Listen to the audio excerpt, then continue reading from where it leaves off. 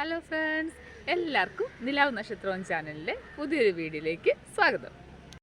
പച്ചക്കറി കൃഷിയായിട്ട് റിലേറ്റഡ് ആണ് കേട്ടോ ഇന്നത്തെ നമ്മുടെ വീഡിയോ. നമ്മുടെ വീട്ടിൽ പച്ചക്കറി കൃഷിയൊക്കെ ചെയ്യുന്നവരാണെങ്കിൽ മിക്ക പച്ചക്കറികളിലും വിളർച്ച, മഞ്ഞളിപ്പ്, പിന്നെ ഈ കായൊക്കെ ഉണ്ടായിക്കഴിഞ്ഞാൽ അതിന് ഒട്ടും വലിപ്പമില്ലാതിരിക്കുക, അതുപോലെ തക്കാളിയൊക്കെ ഉണ്ടായാൽ അതിനിടയിൽ കറുത്ത കളറൊക്കെ ഉണ്ടാവുക, അങ്ങനെ ഒത്തിരി പ്രോബ്ലംസ് ഒക്കെ ഉണ്ടാവാറുണ്ട്. അതിനൊക്കെ ഒരു പെർമനൻറ്റ് സൊല്യൂഷനുമായിട്ടാണ് ഞാൻ വന്നിരിക്കുന്നത്. നമ്മൾ എത്രയൊക്കെ വളം ചെയ്തെന്ന് പറഞ്ഞാലും ഇങ്ങനെയുള്ള പ്രോബ്ലംസ് കാണാറുണ്ട്. അപ്പം നമ്മൾ വിചാരിക്കും ഇതൊക്കെ ഒരു രോഗമാണ്. ഇത് രോഗമല്ല, ഇത് നമ്മളുടെ പച്ചക്കറി തൈകൾ സൂക്ഷ്മ മൂലങ്ങളുടെ അഭാവം മൂലം ഉണ്ടാകുന്ന പ്രശ്നമാണ് കണ്ടുവരുന്നതൊക്കെ. അതായത് നമ്മുടെ സൂക്ഷ്മ മൂലങ്ങളായ magnesium, sulphur, boron, zinc, copper, iron, manganese ഇങ്ങനെ സൂക്ഷ്മ മൂലങ്ങളുടെ അഭാവം മൂലം ഉണ്ടാകുന്ന പ്രോബ്ലത്തിന് ഉള്ള പെർമനൻറ്റ് സൊല്യൂഷനാണ് സമ്പൂർണ്ണ എന്നുള്ള ഈ മൾട്ടി മിക്സ് പൗഡർ. പറിച്ചു നടുന്ന പച്ചക്കറികളുണ്ടല്ലോ, ക്യാബേജ്, കോളിഫ്ലവർ, പയർ, പാവൽ ഇങ്ങനെയുള്ള പച്ചക്കറികളിലൊക്കെ 15ാമത്തെ ദിവസം മുതൽ നമുക്ക് ഈ സമ്പൂർണ്ണ പ്രയോഗിക്കാം. ഇത് നമുക്ക് കൃഷി വിജ്ഞാന കേന്ദ്രങ്ങളിലും അതുപോലെ കേരള കാർഷിക സർവകലാശാലകളിലും അതുപോലെ വളം വിൽക്കുന്ന കടകളിലൊക്കെ നമുക്കിത് വാങ്ങാൻ വേണ്ടി ലഭിക്കും. ഉപയോഗിക്കുന്ന രീതി ഞാൻ നിങ്ങൾക്ക് കാണിച്ചു തരാം. ഇതിപ്പോൾ എൻ്റെ 15 ദിവസമായ പയറുചെടിയാണ്. കണ്ടോ, അത്യാവശ്യം കമ്പൊക്കെ കുത്താറായതാണ്. പാവലും ഉണ്ട്, പക്ഷേ ഈ പയറുചെടിയിൽ നമുക്ക് കാണാം ചെറിയൊരു മഞ്ഞളിപ്പ് നമുക്ക് കാണാൻ വേണ്ടി സാധിക്കും.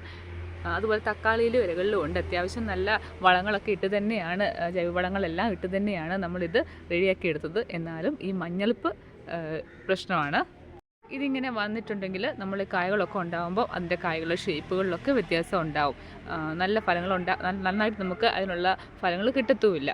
ഇതാണ് ഞാൻ പറഞ്ഞ സമ്പൂർണ്ണ എന്ന് പറഞ്ഞ മൾട്ടി മിക്സ് പൗഡർ.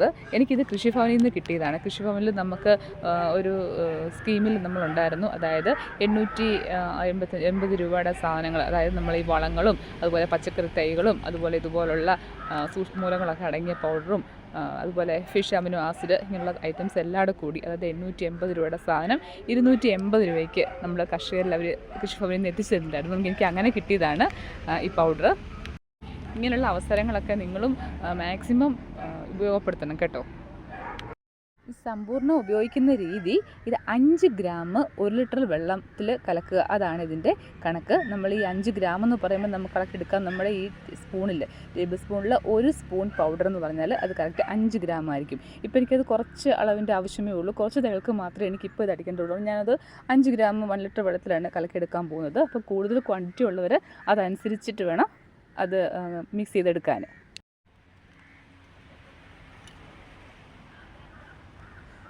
നമ്മൾ നന്നായിട്ട് കുറച്ച് വെള്ളം ഒഴിച്ച് നന്നായിട്ട് അലിയിച്ചെടുക്കണം കേട്ടോ. ഈ വെള്ളത്തിൽ ഈ പൗഡർ നന്നായിട്ട് അലിയിച്ചെടുക്കണം. കൊച്ചു സ്പ്രെയറാണ് കേട്ടോ. ഇതിനകത്ത് ഞാൻ 1 ലിറ്റർ വെള്ളം എടുക്കുകയാണ്.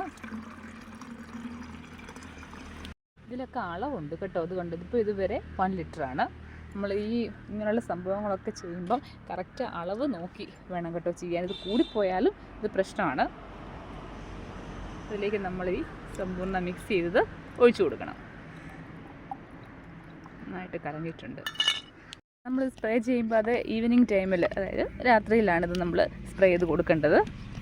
അതുപോലെ ഇത് സ്പ്രേ ചെയ്യുമ്പോൾ നമ്മൾ ഇലകളിലും മുകളിലും താഴെയൊക്കെ നന്നായിട്ട് വെള്ളം വീഴുന്ന മാതിരി വേണം നമ്മളിത് സ്പ്രേ ചെയ്ത് കൊടുക്കാൻ. തണ്ടുകളിലുമൊക്കെ നന്നായിട്ടിത് സ്പ്രേ ചെയ്ത് കൊടുക്കണം. ഇനിയിപ്പോൾ ഇത് 15 ദിവസം കഴിയുമ്പോൾ റിപ്പീറ്റ് ചെയ്യാം. അപ്പോൾ പച്ചക്കറി കൃഷിയൊക്കെ ചെയ്യുന്നവരാണെങ്കിൽ ഉറപ്പായിട്ടും ഇതുപോലെ സമ്പൂർണ്ണ മൾട്ടി മിക്സ് പൗഡറൊക്കെ വാങ്ങിച്ച് നിങ്ങളിത് ഉപയോഗിക്കണം. അത് ഉറപ്പായിട്ടും നിങ്ങൾക്ക് ഉപയോഗപ്രദമാവും. അപ്പം എൻ്റെ ഈ വീഡിയോ നിങ്ങൾക്ക് ഇഷ്ടമായെന്ന് ഞാൻ കരുതുകയാണ്. ഇത് ആദ്യമായിട്ടാണ് എൻ്റെ വീഡിയോ കാണുന്നവരുണ്ടെങ്കിൽ എൻ്റെ ചാനൽ സബ്സ്ക്രൈബ് ചെയ്യാനും ഷെയർ ചെയ്യാനും ഒന്നും മറക്കരുത്. അപ്പം അടുത്തൊരു വീഡിയോ ആയിട്ട് വരുന്നവരേക്കും എല്ലാവർക്കും ബൈ.